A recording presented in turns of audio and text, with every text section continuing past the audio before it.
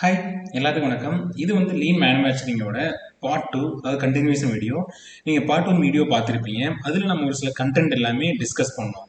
அதில் என்ன நம்ம டிஸ்கஸ் பண்ணோம்னா மெயின் பார்த்தீங்கன்னா லீன் மேனுஃபேக்சரிங் என்ன, ப்ளஸ் ஏன் லீன் மேனுஃபேக்சரிங்கை நம்ம வந்து ஃபாலோ பண்ணணும், அதனோட இம்பார்ட்டன்ஸு, அதுக்கப்புறம் லீன் மேனுஃபேக்சரிங் ஹிஸ்ட்ரி, அந்த லீன் மேனுஃபேக்சரிங் இப்போ இங்கேருந்து உருவானுச்சு அதை பற்றி பேசணும். அடுத்தது 5 பிரின்சிபிளை பற்றி நம்ம டிஸ்கஸ் பண்ணியிருந்தோம். அந்த பிரின்சிபிளோட இம்பார்ட்டன்ஸ் எல்லாத்தையும் நம்ம பேசணும். அடுத்து ஒரு இம்ப்ரூவ்மெண்ட் எந்த அளவு முக்கியம், இம்ப்ரூவ்மெண்ட் எப்படி பண்ணணும் அப்படிங்கிறத பற்றி பேசணும். நெக்ஸ்ட் ஒன் லீன் திங்கிங், ட்ரெடிஷ்னலுக்கும் லீனுக்கும் உள்ள திங்கிங் என்ன அப்படிங்கிறத பார்த்தோம். இதை நம்ம தெளிவாகவே பார்ட் 1ல பேசியிருக்கோம். நீங்கள் பார்ட் 1 வீடியோ பார்க்கலன்னா பார்ட் 1 வீடியோ பார்த்துருங்க, உங்களுக்கு ஒரு கிளாரிட்டி கிடைக்கும். நம்ம இன்னைக்கு இதில் என்ன பேச போகிறோம் அப்படின்னா லீன் மேனுஃபேக்சரிங்கோட ஃப்ரேம் ஒர்க். ரொம்ப ரொம்ப முக்கியமான ஒரு கான்செப்ட் வந்து இதுதான். நம்ம இவ்வளோ நேரம் என்ன அப்படிங்கிறத பார்த்தோம், அதோட ஃப்ரேம் ஒர்க் என்ன அப்படிங்கிறத நம்ம இங்கிருந்து ஸ்டார்ட் பண்ணுவோம். ஓகே, ஃபர்ஸ்ட் ஒன் வந்து ஸ்டெபிலிட்டி. ஸ்டெபிலிட்டினா என்ன? ஒரு பில்டிங் நம்ம கட்ட போகிறோம் அப்படிங்கிறப்ப பேஸ்மெண்ட்டாக ரொம்ப முக்கியம். அதை நம்ம என்ன பண்ணணும்னா ஸ்டார்ட் பண்ணணும். அதுக்கு குட் எக்ஸாம்பிள்லாம் ஃபைபர்ஸு, டெய்லி ஒர்க் மேனேஜ்மெண்ட், இதெல்லாம் நம்ம என்ன சொல்லலாம், ஸ்டெபிலிட்டியில் வந்து கொண்டு வந்துடலாம். Next one second one standardisation. Standardisation ரொம்ப ரொம்ப முக்கியமானது. ஒரு ஒர்க் பிளேஸ் இருக்குன்னா அந்த ஒர்க் பிளேஸில் இப்படி தான் வந்து ஒர்க் பண்ணணும் அப்படிங்கிறதுக்கான ஒரு ஸ்டாண்டர்டை வந்து கிரியேட் பண்ணுறது. அந்த மாதிரி பண்ணால் என்ன ஆகும், எல்லாருமே அந்த வேலையை ஈஸியாக பார்க்கறதுக்கு ரொம்பவே ஹெல்ப்ஃபுல்லாக இருக்கும். நெக்ஸ்ட் ஒன் வந்து ஜஸ்ட் இன் டைம். இந்த ஜஸ்ட் இன் டைம் அப்படிங்கிறது ரொம்ப ரொம்ப முக்கியமான ஒரு கான்செப்ட். இது ஒரு ஒன் ஆஃப் த மெயின் பில்லர்னு கூட சொல்லலாம். ஏன் அப்படின்னா கஸ்டமரோட நீட் என்ன அப்படின்னு தெரிஞ்சுக்கிட்டு நம்ம அதுக்காக ஒர்க் அவுட் பண்ண ஆரம்பிச்சோம்னா நிறைய வேஸ்டேஜ் நடக்கிறத நம்ம வந்து தடுக்க முடியும். அப்போ ஃபோர்த் ஒன் ஜிடோகா. ஜிடோகா அப்படிங்கிறது என்ன? ஆட்டோமேஷன். ஆட்டோமேஷன்னா ஒரு ப்ராப்ளம் வந்துச்சுன்னா அதை ஆட்டோமேட்டிக்காக டிடெக்ட் பண்ணி கண்ட்ரோல் பண்ணணும். அந்த மாதிரியான ஒரு கான்செப்டை நம்ம அந்த இடத்த கொண்டு வரணும். அடுத்து fifth one involvement. Employee involvement ரொம்ப ரொம்ப முக்கியம். சரி, ஓகேங்க, ஸ்டெபிலிட்டி இருக்குது, ஸ்டாண்டர்டைஸ்டு ஒர்க்கு, ஜேஐடியை ஃபாலோ பண்ணுறோம், ஜிடோகா இருக்குது, பீப்புள் இன்வால்மெண்ட்டும் ரொம்ப இருக்குது. கம்பெனியில் பார்த்தீங்கன்னா எல்லாருமே ப்ராப்பராக இன்வால்வ் ஆகுறாங்க அப்படின்னா என்ன நமக்கு கிடைக்கும்? ஹையஸ்ட் குவாலிட்டி கிடைக்கும். முக்கியமான விஷயமே நமக்கு இதான். லோவஸ்ட் காஸ்ட் கம்மியாகும். எப்படி? அன்வான்ட் ஆக்டிவிட்டிஸ் இருக்காது, வேஸ்ட் இருக்காது, எல்லாருமே ஸ்கில்டு பர்சன்ஸாக இருப்பாங்க, எல்லாத்துக்குமே நாலேஜ் இருக்கும். ஷார்டஸ்ட் லீட் டைம், அதாவது குறைந்த நேரத்தில் நம்ம கஸ்டமருக்கு அவங்க கேட்ட ஒரு பொருள் நம்மளால கொடுக்க முடியும். இதுதான் லீன் மேனுஃபேக்சரிங்கோட ஃப்ரேம் ஒர்க்கு. இப்போ இதுல மொத்தம் 2 கீ பில்லர் இருக்கு. அதுல ஒன்னு என்ன? ஜஸ்ட் இன் டைம், இன்னொன்னு ஜிடோகா. இந்த ஜஸ்ட் இன் டைம், ஜிடோகா இதை பத்தி நான் தெளிவா செப்பரேட்டா ஒரு வீடியோஸ் நான் உங்களுக்கு வந்து போஸ்ட் பண்றேன். அது உங்களுக்கு ரொம்பவுமே யூஸ்ஃபுல்லா இருக்கும். இந்த ஜஸ்ட் இன் டைம் அப்படின்னா என்ன? இங்க பாருங்க, refers to the manufacturing and conveyance of only what is needed, when it is needed and in the amount needed. என்ன தேவை, எங்க தேவை, எவ்வளவு தேவை, அதை நம்ம தெரிஞ்சு பண்ணணும் அப்படின்னாவே ஈஸியா கஸ்டமரோட தேவையை நம்மளால ஃபுல்ஃபில் பண்ண முடியும். இப்போ ஜிடோகானா என்ன? ஆட்டோமேஷன் சொல்லுவாங்க. அதாவது ஒரு அசம்பிளி ப்ராசஸ் இருக்கு அப்படின்னா அந்த அசம்பிளி ப்ராசஸ்ல ஸ்டேஜ் 1, ஸ்டேஜ் 2, ஸ்டேஜ் 3, ஸ்டேஜ் 4 இருக்கு. இந்த ஸ்டேஜ் 1ல ஒரு ப்ராப்ளம் அப்படிங்கிறப்ப அந்த இடத்த நம்ம ஜிடோகா பண்ணி வச்சிருந்தோம் அப்படின்னா அது ஆட்டோமேட்டிக்கா அந்த இடத்துல நடக்கக்கூடிய மிஸ்டேக்கை வந்து ப்ரிவென்ட் பண்ணிடும். அதான் இந்த ஜிடோகாவோட முக்கியமான ஒரு வேலையே. சரி, ஓகே, இப்போ இங்க பாருங்க, both the just in time and jidoka pillars are required to function properly for the lean system to be effective. இப்போ நம்ம இந்த லீன் சிஸ்டத்தை எஃபெக்டிவா கொண்டு வரணும் அப்படின்னா ஜஸ்ட் இன் டைம் முக்கியம், ஜிடோகா முக்கியம். ஜஸ்ட் இன் டைம் என்ன பண்ணும், அதாவது கஸ்டமருக்கு என்ன தேவைப்படுது, எங்க தேவைப்படுது, எப்ப தேவைப்படுது, எவ்வளவு தேவைப்படுது அப்படிங்கிறத டிசைட் பண்ணிடும். ஜிடோகா என்ன பண்ணும்? மிஸ்டேக் ப்ரிவென்ட் பண்ணும். இது ரெண்டுமே இருந்துச்சுனாவே ஈஸியா நம்ம லீன் சிஸ்டத்தை வந்து இம்ப்ளிமெண்ட் பண்ணிடலாம். Next one method to increase to productivity. இப்போ ப்ரொடக்டிவிட்டி எப்படி இன்க்ரீஸ் பண்ணலாம், அதாவது ஹவு டு இன்க்ரீஸ் ப்ரொடக்டிவிட்டி. அது 2 விதமான அப்ரோச் இருக்கு. ஒன்று என்னன்னா குவான்டிடேட்டிவ் அப்ரோச், இன்னொன்று குவாலிட்டேட்டிவ் அப்ரோச். இது ரெண்டுக்குள்ள வித்தியாசம் என்ன? இப்போ இந்த குவாலிட்டேட்டிவ் அப்ரோச் இருக்கு பார்த்தீங்களா, இது வந்து லீனோட அப்ரோச். இப்போ இந்த குவான்டிடேட்டிவ் அப்ரோச்னா என்ன?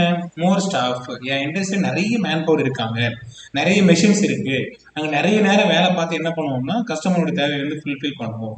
இது வந்து குவான்டிடேட்டிவ் அப்ரோச். இப்போ குவாலிட்டேட்டிவ் அப்ரோச்னா என்ன? Work harder, eliminate waste and simplify.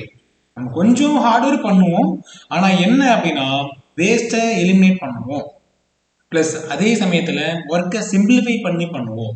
இப்படி பண்ணும்போது ஈஸியாக ப்ரொடக்டிவிட்டியை இன்க்ரீஸ் பண்ண முடியும், வித் குவாலிட்டியுமே அந்த இடத்துல இருக்கும். இப்போ நீங்க எப்படி ப்ரொடக்டிவிட்டி இன்க்ரீஸ் பண்ண முடியும் அப்படின்னா ரொம்ப hard work plus waste eliminate பண்ணணும். அந்த வேஸ்ட் என்ன அப்படிங்கிறத நம்ம வந்து ஃபர்தராக டிஸ்கஸ் பண்ணுவோம். Next one cost reduction principle. இந்த பிரின்சிபிள் உங்களுக்கு ரொம்பவே ஹெல்ப்ஃபுல்லாக இருக்கும். இந்த பிரின்சிபிளில் ஏதாவது டவுட் இருந்துச்சுன்னா நீங்கள் தெளிவாக வந்து கேளுங்க. நான் ஒன் மோர் டைம் கூட சொல்கிறேன். ரொம்ப ரொம்ப முக்கியமான ஒரு பிரின்சிபிள் இது, cost plus principle. Next one cost reduction principle. இப்போ காஸ்ட் பிளஸ் பிரின்சிபிள் அப்படின்னா என்னன்னா, இப்போ இங்க பாருங்க பிரசன்ட் காஸ்ட் 1 ப்ராஃபிட். இப்போ நம்ம வந்து சேல் பண்ணியிருக்கோம், இவ்வளோ காஸ்ட் அந்த இடத்துல இன்வெஸ்ட் பண்ணியிருக்கோம், ப்ராஃபிட் வந்து நம்ம எவ்வளோ கிடைச்சிருக்கு. அப்போ சேம் காஸ்ட் 2 இவ்வளோ இன்க்ரீஸ் பண்ணியிருக்கோம், ஆனால் எவ்வளோ ப்ராஃபிட் வந்து கொஞ்சம் இன்க்ரீஸ் ஆயிருக்கு. எப்படி ஃபியூச்சர்ல. So higher profit is achieved by increasing sales price. Profit வந்து இன்க்ரீஸ் ஆயிருக்கு. இது காஸ்ட் பிளஸ் பிரின்சிபிள். இப்போ காஸ்ட் ரிடக்ஷன் பிரின்சிபிள்னா என்ன? பிரசன்ட் காஸ்ட் 1 காஸ்ட் இவ்வளோ காஸ்ட் நம்ம வந்து இன்வெஸ்ட் பண்ணியிருக்கோம், அப்போ ப்ராஃபிட் எவ்வளோ சேம் அதே தான் கிடைச்சிருக்கு. அப்போ நீங்க லீனை ஃபாலோ பண்ணனீங்க அப்படின்னா என்ன ஆகும்? காஸ்ட் கம்மியாகும். அப்ப அந்த இடத்துல என்ன ஆகும்? ப்ராஃபிட் இன்க்ரீஸ் ஆகும். காஸ்ட் எப்படி கம்மியாகும்? அந்த காஸ்ட்டை கம்மி பண்றதுக்கான ஒரு வே தான் வேஸ்ட்டை ரெடியூஸ் பண்றது. நீங்க வேஸ்ட்டை ரெடியூஸ் பண்ணிட்டீங்க அப்படின்னாவே ஆட்டோமேட்டிக் காஸ்ட் கம்மியாகும். காஸ்ட் கம்மியாயிருச்சுன்னா ப்ராஃபிட் இன்க்ரீஸ் ஆகும் அந்த இடத்த. அப்போ இந்த என்விஏ வேஸ்ட் இதெல்லாம் நம்ம ரெடியூஸ் பண்ணோம் அப்படின்னாவே ஆட்டோமேட்டிக் என்ன பண்ண முடியும்? இந்த ப்ராஃபிட்டை நம்ம இன்க்ரீஸ் பண்ண முடியும். அப்ப நம்ம எதை ஃபாலோ பண்ணணும் அப்படின்னா காஸ்ட் ரிடக்ஷன் பிரின்சிபிள் தான் ஃபாலோ பண்ணணும். காஸ்ட் பிளஸ் பிரின்சிபிள் இருக்கக்கூடாது. காஸ்ட் கம்மி பண்ணிட்டே இருக்கணும், ஆனா அந்த இடத்துல நமக்கு என்ன ப்ராஃபிட் கிடைக்கணும். அதுக்கு தகுந்த மாதிரியான கான்செப்டை நம்மளோட ஒர்க் பிளேஸ்ல இம்ப்ளிமெண்ட் பண்ணணும். Next one work wise waste. இப்போ நம்ம வந்து வேலை பார்ப்போம், ஆனா பாக்குறதுலயே 3 வகையான வேலை இருக்கு. ஒன்னு என்னன்னா வேல்யூ ஆடட் ஆக்டிவிட்டிஸ் அப்படின்னு சொல்லுவாங்க. நீங்க பாக்குற ஒர்க்ல வந்து ரொம்ப வேல்யூவா இருக்கும்.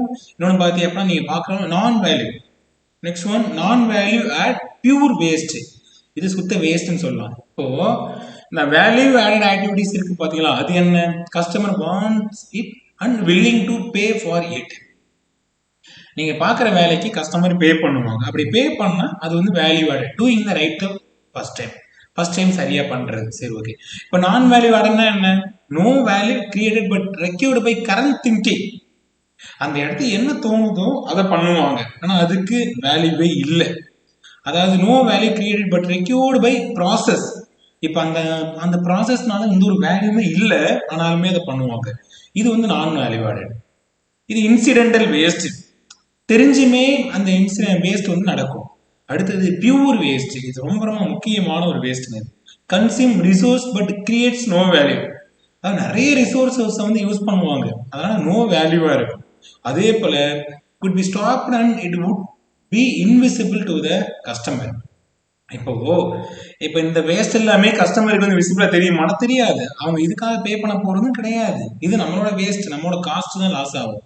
அப்போ நம்மளோட ஆக்டிவிட்டிஸ் எல்லாமே வேல்யூ ஆடடா மட்டும்தான் இருக்கணும். கஸ்டமர் என்ன கேட்குறாங்களோ அதை பண்ணணும். அதுக்கு அகைன்ஸ்டா அதில் என்ன மாதிரியான வேஸ்ட் நடக்குதோ அதை நம்ம ரெடியூஸ் பண்ணணும். Next one lean waste. அந்த லீன்ல 8 வேஸ்ட் இருக்குங்க. இந்த 8 வேஸ்ட்டை நம்ம டீட்டெயிலாக இன்னொரு வீடியோவில் வந்து பேசுவோம். இப்போதைக்கு ஷார்ட்டாக என்ன பண்ணுறேன்னா எக்ஸ்பிளைன் பண்ணுறேன் உங்களுக்கு. ஃபர்ஸ்ட் வேஸ்ட் டிஃபெக்ட் இருக்கக்கூடாது, 0 டிஃபெக்ட் கொண்டு வரணும். Second one over production. என்ன பண்ணுவாங்க? கஸ்டமர் கேட்குறாங்க அப்படின்னு சொல்லி அதிகமாக ப்ரொடக்ஷன் பண்ணி வச்சுருவாங்க. இது ஒரு வகையான வேஸ்ட்டு. வெயிட்டிங், மேன் பவருக்காக வெயிட் பண்ணுறது, மிஷினுக்காக, மெட்டீரியலுக்காக, இது எல்லாமே ஒன் ஆஃப் த வேஸ்ட். நான் யூட்டிலைஸ்டு டேலண்ட், அதாவது சம் பீப்புளோட டேலண்டை யூட்டிலைஸ் பண்ணாமலே இருப்பாங்க, அது ஒரு வகையான ஒரு வேஸ்ட். அடுத்தது டிரான்ஸ்போர்ட்டேஷன் என்ன? அதாவது ஒரு பிளேஸ்ல இருந்து இன்னொரு பிளேஸுக்கு மெட்டீரியலை மூவ் பண்றது, அதான் டிரான்ஸ்போர்ட்டேஷன் வேஸ்ட்னு சொல்லுவாங்க. இன்வென்டரினா என்ன?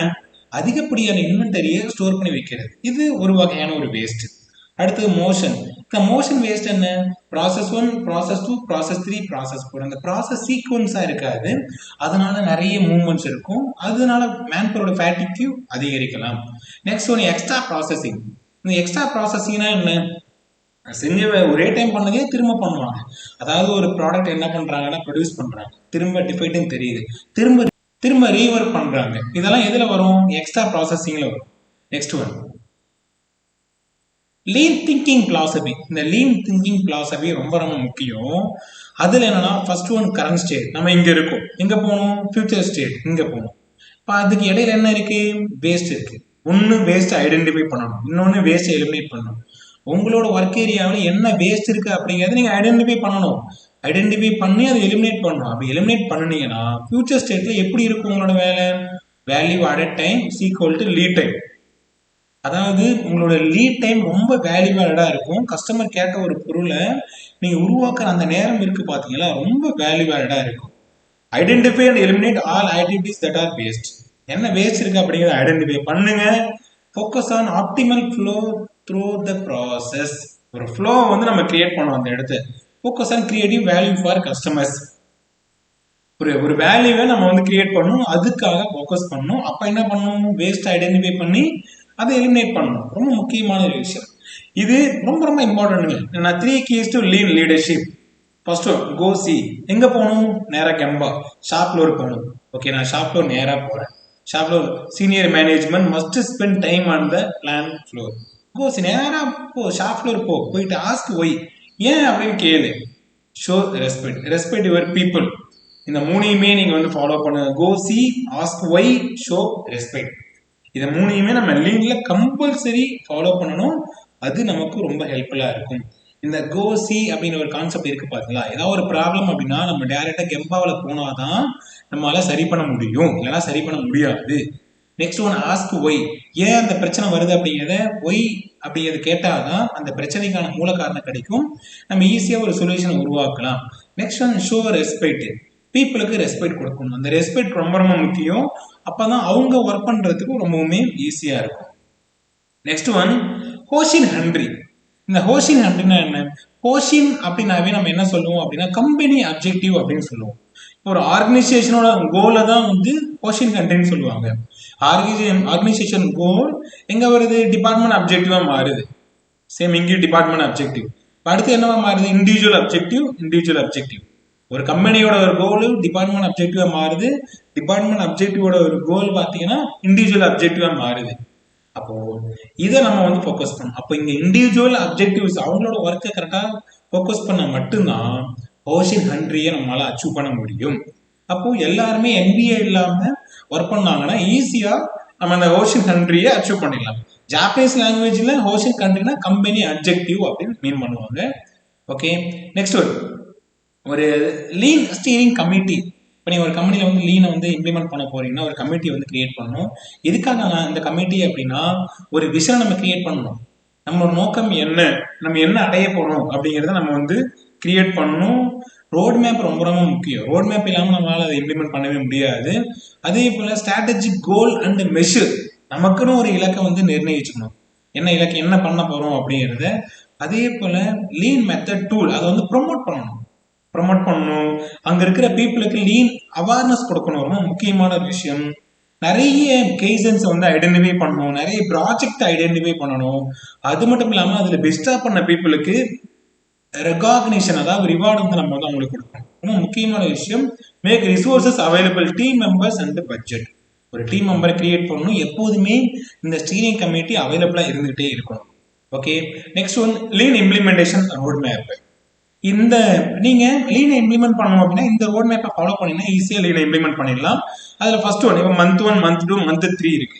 இப்போ இங்க பாருங்க, மந்த் 1 நம்ம என்ன பண்ணணும்? அவேர்னஸ் கிரியேட் பண்ணணும், கெப்பாசிட்டி பில்ட் பண்ணணும், எல்லாத்துக்குமே இம்ப்ரூவ்மெண்ட் அந்த இடத்த ஸ்டார்ட் பண்ண ஆரம்பிக்கணும். ரொம்ப முக்கியமான விஷயம் சீனியர் மேனேஜ்மெண்ட் அவேர்னஸ். அதாவது சீனியர் மேனேஜ்மெண்ட் அவேர்னஸ் எல்லாத்துக்குமே கொடுத்துருக்கணும். Information sessions for whole organisation. அதாவது பார்த்தீங்கன்னா இன்ஃபர்மேஷன் செஷன், அதாவது இந்த லீன் சம்பந்தமான நாலேஜ் அந்த ஆர்கனைசேஷன்ல இருக்கிற எல்லாத்துக்குமே நம்ம கொடுத்துருக்கணும். லீன் திங்கிங்கை நம்ம வந்து ஃபாலோ பண்ணணும். எப்படி திங்க் பண்றது அந்த ட்ரைனிங் கொடுக்கணும். லீன் லீடர்ஷிப் எப்படி இருக்கணும் அந்த ட்ரைனிங் நம்ம வந்து கொடுக்கணும். Next one month 2. இந்த மந்த் 2ல என்ன பண்ணுவாங்க? Lean updating monthly newsletter. லீனோட அப்டேட்டை வந்து நம்ம கொடுத்துக்கிட்டே இருக்கணும். ரொம்ப முக்கியமான விஷயம் வேல்யூ ஸ்ட்ரீம் மேப்பிங். எங்க ஸ்டார்ட் ஆகுது, எங்க ஃப்ளோ வந்து முடியுது, அந்த ஒரு மேப்பிங் வந்து ப்ராப்பரா கிரியேட் பண்ணணும். ரொம்ப முக்கியமான விஷயம் பில்ட் லீன் ஆக்டிவிட்டி போர்டு. நம்ம என்னென்ன ஆக்டிவிட்டிஸ் பண்ணிட்டு இருக்கோம் அப்படிங்கிற ஒரு போர்டு கிரியேட் பண்ணணும். கீசன் மந்த் 3ல நம்ம என்ன பண்ணுவோம்? லீன் மெத்தட் 2லலாம் நம்ம வந்து ட்ரைனிங் கொடுப்போம். ட்ரெயின் த ட்ரெயினர் ட்ரைனிங். அங்கே ஆல்ரெடி இருக்கிற ஒரு பீப்புளுக்கு அவங்களே ட்ரைனிங் கொடுக்குற அளவுக்கு நம்ம அந்த இடத்த அவங்களுக்கு ஒரு அவேர்னஸ் கொடுக்கணும். Next one daily management meeting. ஒரு மீட்டிங்கை நம்ம வந்து கிரியேட் பண்ணணும். கெய்சன் 2 என்ன அப்படின்னா வேஸ்ட் எலிமினேஷன் பண்ணணும். கெய்சன் 3 என்ன ஸ்டாண்டர்டைசேஷன். கெய்சன் 1 வந்து 5 years, kaizen 2 waste elimination, kaizen 3 standardisation. Okay, next one sustain. எப்படி சஸ்டெயின் இந்த லீன் கல்ச்சரை எப்படி சஸ்டெயின் பண்றது அப்படின்னு நீங்க வந்து கேட்டீங்கன்னா மேனேஜ்மெண்ட் கமிட்மெண்ட். எப்போதுமே மேனேஜ்மெண்ட் ஒரு கமிட்மெண்ட் கொடுக்கணும். லீன் நம்ம இண்டஸ்ட்ரியில் ரொம்ப முக்கியம், அதை எப்போதுமே ஃபாலோ பண்ணணும். அதே போல் ஒரு விஷன் அண்ட் மிஷனோட நோக்கி போயிட்டே இருக்கணும். எப்போதுமே அதுக்கான ரிசோர்ஸஸ் வந்து அவைலபிலிட்டிலேயே வச்சிருக்கணும். What is in it for me, அதாவது என்ன எனக்கு வேணும், நான் என்ன பண்ணணும் அப்படிங்கிறது தெளிவாக உங்களுக்கு தெரியணும். அதே போல் கேபிஐ மெஷர் ரொம்ப ரொம்ப முக்கியமான ஒரு விஷயம். அங்கே இருக்கிற பீப்புளுக்கு கேபிஐ கொடுக்கணும். கீ பெர்ஃபார்மன்ஸ் இண்டிகேட்டர், அவங்களோட டார்கெட் என்ன அப்படிங்கிறத அவங்களுக்கு கொடுக்கணும். மேனேஜ்மெண்ட் ரிவ்யூ, மேனேஜ்மெண்ட் வந்து ரிவ்யூ பண்ணிகிட்டே இருக்கணும், எந்த ஸ்டேஜில் இருக்காங்க அப்படிங்கிறத. அதில் யார் பெஸ்ட்டாக இருக்காங்களோ அவங்களுக்கு வந்து ரிவார்டு கொடுக்கணும். அதே போல் மேனேஜிங் ரெசிஸ்டன்ஸ் டு சேஞ்ச். இந்த லீன் கல்ச்சரை வந்து அதாவது சேஞ்ச் பண்ணாமல் இருக்கிறதுக்கான ஒரு தடையை நம்ம வந்து உருவாக்கணும். Okay, thank you. நீங்கள் லீனை பற்றி தெளிவாக தெரிஞ்சிருப்பீங்க அப்படின்னு நினைக்கிறேன். இந்த வீடியோஸ் உங்களுக்கு எந்த அளவு ரொம்ப யூஸ்ஃபுல்லாக இருந்துச்சு அப்படின்னு சொல்லி மறக்காம கீழே கமெண்ட் பண்ணுங்க. இந்த வீடியோஸ் பிடிச்சதா உங்கள் ஃப்ரெண்ட்ஸ் எல்லாத்துக்குமே ஷேர் பண்ணுங்க. இதே போல நெக்ஸ்ட் ஒரு இன்ட்ரெஸ்டிங்கான வீடியோட நம்ம அடுத்து போய் மீட் பண்ணுவோம். பாய்.